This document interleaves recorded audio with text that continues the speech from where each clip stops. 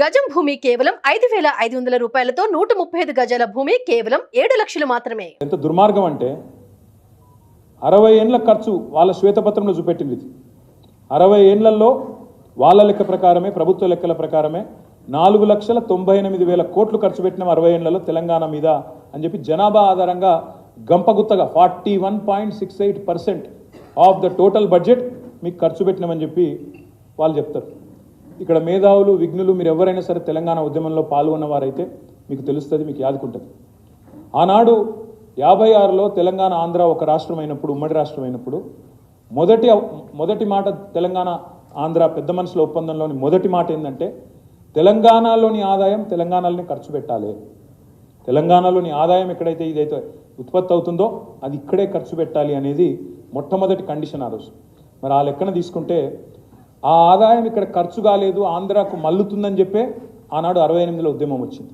ఉద్యమం వస్తే అప్పటి ప్రభుత్వం, అప్పటి ఉమ్మడి ఆంధ్రప్రదేశ్ ప్రభుత్వం ఒక కమిటీ వేసింది.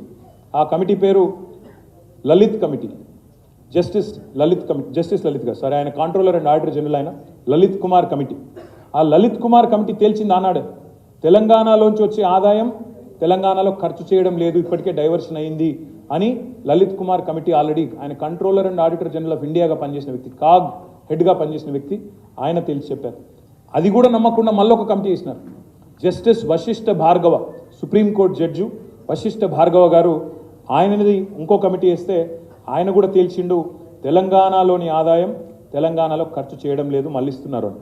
అందుకే ఈ శ్వేతపత్రంలో చెప్పిన ఈ లెక్క కూడా పచ్చి తప్పు, పచ్చి దగ. ఇది 4,98,000 కోట్లు ఖర్చు పెట్టినాం తెలంగాణలో అని రాష్ట్ర ప్రభుత్వం చెప్పిన మరొక అబద్ధం, మరొక తప్పు, సత్యదూరమైన మాట.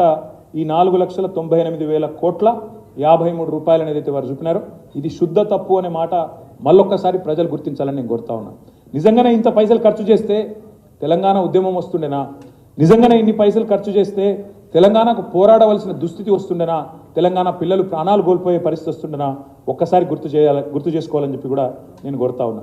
ఇక్కడ విచిత్రం ఏమంటే వాళ్ళే చెప్తారు 60 ఏళ్లలో మేము చేసిన ఖర్చు 4,98,000 కోట్లని. మళ్ళీ వాళ్ళే చెప్తారు అదే శ్వేతపత్రంలో గత 10 ఏళ్ల ఖర్చు తెలంగాణలో కేసీఆర్ ప్రభుత్వం పెట్టింది 13,72,930 కోట్లని వాళ్ళే చెప్తారు. అంటే 60 ఏళ్లలో నిజంగా ఒక నిమిషం, ఒక క్షణం, ఒక సెకండ్ కోసం ఇది వాళ్ళు చెప్పిన లెక్క కరెక్టే అనుకుందాం, అభూత కల్పన అయినప్పటికీ అనుకుంటే దానికంటే దాదాపు 3 రెట్లు ఖర్చు పెట్టిన తెలంగాణ ప్రభుత్వం ఏమో పని చేయలేదంటారు.